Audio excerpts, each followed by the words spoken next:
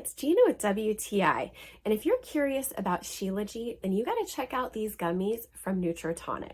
I'm not a morning person, but I've really come to look forward to taking these gummies every single morning.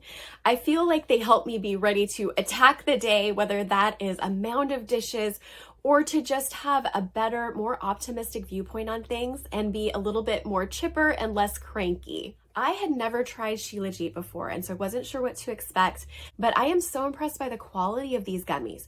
Number one, they are not made with sugar. They are made with manuka honey. The ones that I got have vanilla powder and pomegranate oil in them, so it has this very appealing, tangy, smooth, kind of rich taste to it that is super yummy.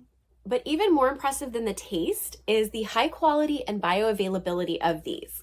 They're sun-dried for 60 days so that they maintain their maximum potency, and they're sourced from over 17,000 feet in the Himalayas. I've noticed that with consistent use of these gummies, I have a better overall outlook and I have more pep in my step. But of course, this content is only for informational and entertainment purposes. It's not intended as medical advice or a substitute for professional care.